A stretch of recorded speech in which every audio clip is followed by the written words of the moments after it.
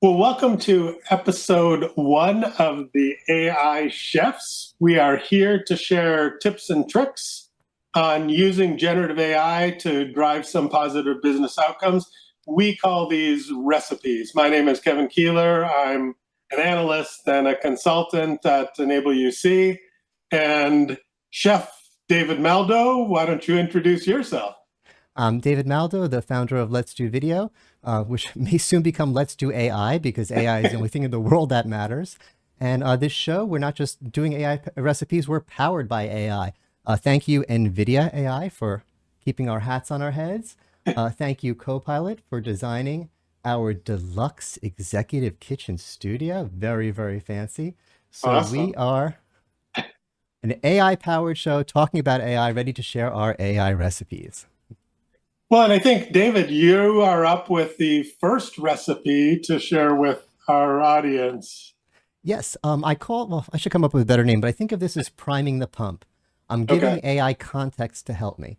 And it's evolved in a few stages, and there's a few caveats about how to use this. I realized that when I was working, I've been doing this mostly with ChatGPT, but I think the same thing applies to Copilot. I haven't tested it on Copilot, but I think it will work on Copilot and others. I found that when I would say, hey, ChatGPT, I'm doing a video about this, write the description for YouTube, it would be okay. But if I said first, hey, ChatGPT, I'm David Maldo, the founder of Let's Do Video. I cover UC. I have a YouTube channel that does this, this, and this, and this. This is who Right. I am. This is what I do. Now write the description. It would write a much better description. It had the context. It knows me. It knows my audience. And so I was doing that prompt after prompt after prompt. Every time I have a video or, want to do a present, I'm doing a presentation at Infocom, write the outline. I'm David Mel. And I kept telling you who it was. And then one day I had this idea and I opened up ChatGPT and I said, hi, do you know who I am? And it was, maybe we should call this a Robert De Niro tip because I felt like back in a Taxi Driver, you talking to Right. me? You talking to me? Which, by the way, that scene was improvised. The man's a genius. Man's a genius. But it's the you talking to me trick. So I said to ChatGPT, you talking to me? Do you know who I am? Right. And it said, yes, you're David Maldo, the CEO and founder of Let's Do Video. You cover Nice. UC and da da da. Da. And I said, great. Well, with that as context, please do whatever I wanted it to do. And I didn't trust it for a while. So I kept saying, do you know who I am? Do you know every prompt? Do you know who I am? Do you know who I am? And it was working. And then one day I noticed a little message, and this is the tip on how to make it. This is the first tip on how to make it work right. It said your memory's full. I'm like, Mm. oh, I'm using free chat GPT. I think if you pay for it, you get a bigger memory. And I'm Right. like, oh, my memory's full. That kind of is disturbing because what if I tell it new things about me that I wanted to know? What if I do some change on the website or change, I start covering something new. I wanted to know everything about me because it's so helpful. So there was a button to manage the memory and I clicked on it and it was amazing. It had a list of all the stuff it knew about me. It said, the Let's Do Video stuff and Yeah. stuff about my YouTube channel, stuff about events I've attended. But then it said, you like New York style pizza. And I'm like, okay, it's nice that it knows that. I know I had a discussion about I was doing homemade pizza Oh, okay. recipes, so that's where it got that. That's not super creepy. And no, it made sense why it was there, but Yeah. I Yeah. don't need it to remember that. If I'm going back to pizza, I could remind it that I like New York style pizza. So I deleted that to free up memory. I Oh. deleted stuff about my favorite music that it had remembered, odds that what kind of car I drive, things that I don't need it to know, and that freed up more memory for what I care about. Obviously, the real solution is just to buy ChatGPT and get bigger memory, but manage your memory so it knows what to know about you. Now, I'm almost done here. The next phase is one time I was starting as I normally did, and I said, hi, do you know who I am? And instead of saying you're David Mounts from Let's Do Video, it said, yes, you're Boom, the guitar streamer. You have a successful Twitch stream and a quickly growing YouTube channel. I was like, ooh, yes, that's true, but I'm also David, remember? And it was like, oh, yes, okay, yeah, you're also David Maldo, Let's Do Video. You have multiple personas, and sometimes do stuff as Boom and sometimes do stuff as David. I'm Right. like, okay, now I'm talking to as David. I need the David content, and it got that. So now when I start, I just say, hey, it's me, David. Ah. I don't say, do you know who I am? You talking to me? I don't do that anymore. I've decided to trust it. And I just say, hey, it's me, David. I need your help. And I'm getting the right answers with the right context. So that's the end of the tip. Just you talking to me, make sure it knows who you are, clean up the memory so it knows what you needed to know about you, And if you have multiple personas, make sure it's talking to the right you. No, well, yes, chef. That was a great recipe, and I think with these large language models, context is everything. So Yes. that's fascinating in terms of making sure that it's in the right context, Yeah, and right? I'm So actually gonna I'm working on a video now where I'm critiquing an AI product that doesn't do this, and I'm struggling with it because it treats each prompt as a new kind of thing, and it right. gives me good answers, but it doesn't give me it does you talking to me? It doesn't know who it's talking to, so I It's find that as not a personalized. weakness. Yeah, Yeah. it's not personalized. And I guess, in the realm of cooking, it's important to know what your patrons' allergies are, right? So when a VIP customer walks in, you know what they like, and so there it is. ChatGPT is treating you like a VIP, and it's AI restaurant. So, well, let me go on to my recipe, if that's fine. Yes, Um, chef. yeah, there you go. I created a few slides that I think we're going to try our this is our kitchen. It's like we got this like it's a high tech kitchen because we've got this monitor built in. So, obviously, when you're making food, like taste is of paramount importance, but also plating is important, right? Because I guess there's some saying like you first taste it with your eyes and then your mouth. I don't know, but we'll go with that. But with respect to generative AI, one of the things that I've seen is that the prompts are very much, okay, tell me about this or do this or, what have you. But the plating piece of it is really the recipe that I want to share because it turns out that generative AI is fantastic at formatting things, right? Mm. So if you move to the next slide, I'm just going to read this prompt because this is I don't know, in cooking, maybe whisking or making a roux, or because we'll come back to this because a lot of the recipes we're going to share will use this. But one of the key things to know is if you ask generative AI to create a chart or really a data table. So in this case, I see that's a little bit small. I'll I zoom in on it said, in post. create a chart listing the top cities in the world for technology companies, because maybe we're going to establish a startup. For each city, list the country, the population of the city, the average summer temperature, the average winter temperature, and provide a 2 sentence description of the city. Please include at least 10 cities in the chart.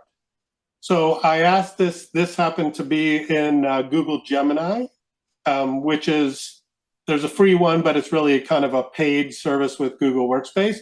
And if you go to the next slide, it gives you a nice chart. So once again, it gives you a chart with all these different columns. It pulls all this information together. And then in Google Gemini, you can export it to, this case, to Google Sheets. You can also move it to Excel, but Google Sheets. And so, on the next slide, I just kind of cleaned it up a little bit. And here you have the top 10 cities with all of the great information that I asked for. And, like a 2 sentence description. So, for example, San Francisco is on the top, and it says the Bay Area is home to Silicon Valley, the heart of the global tech industry, and boasts a high concentration of venture capital firms and startups. So, when it goes through those, and it includes New York and London, Beijing, Boston, Tel Aviv. Um, and then I did the exact same thing with Copilot on the next slide there. Similar results, a little bit different. I think, as a chef, you need to like taste things as it's going so you can season it. There always needs to be the human in the loop because I did notice that according to Gemini, San Francisco had a population of 7.75 million, which seems a little on the high side because I validated this. So you got to kind of taste and sample it. And, according to Copilot, San Francisco had a population of 883,305 people, which seems to be more accurate, right? So, most of the stuff was accurate, but you do need to kind of sample, taste, and validate things. But and I also want to say, because I'm based just outside Toronto, I'm going to give kudos in this case to Copilot because in the top 10, like Gemini, Toronto wasn't included, but number 9 from Copilot was Toronto. And I'm going to read the description as a little plug. Toronto is a leading tech hub in North America, known for its diverse talent pool and strong AI research community, which is absolutely true. The city is home to many tech startups and multinational companies. So there's the recipe. Ask not only for the answer, but really ask, your generative AI to put it in a data table with a whole bunch of valid data points, because it does a great job synthesizing it. And that saves a tremendous amount of time and tastes really yummy as well.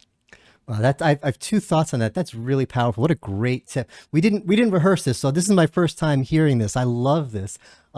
First of all, formatting is everything. Formatting is so powerful. And we think of generative AI as the content. Write me a Right. description, give me a title, write me an outline.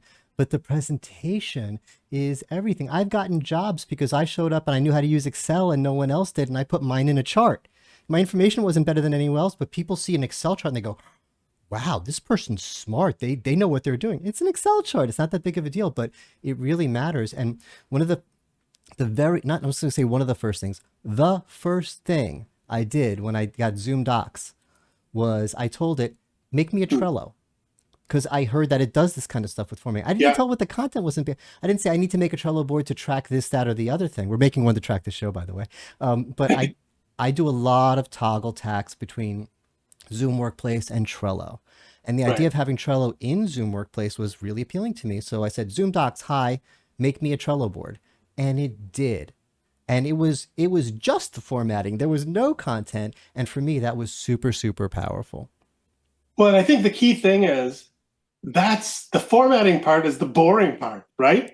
It's the sous chef that comes in early and chops 1,000 onions and carrots, and then the more advanced chef gets to just put all that together. And it's like, why not ask generative AI to do that, kind of boring, monotonous formatting, because it really excels at being able to do that.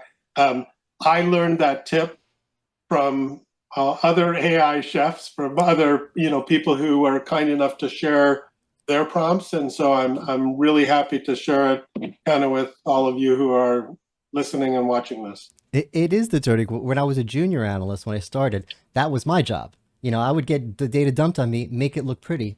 That's not fun. The fun is getting the knowledge, learning the Right. stuff, and it's grunt work. And I didn't want to do it, and now we have AI to do it. And I think you just read my mind because when you were telling the tip, I was thinking, oh my God, I'm a genius. I just had an idea. We need to think of AI as our sous chef.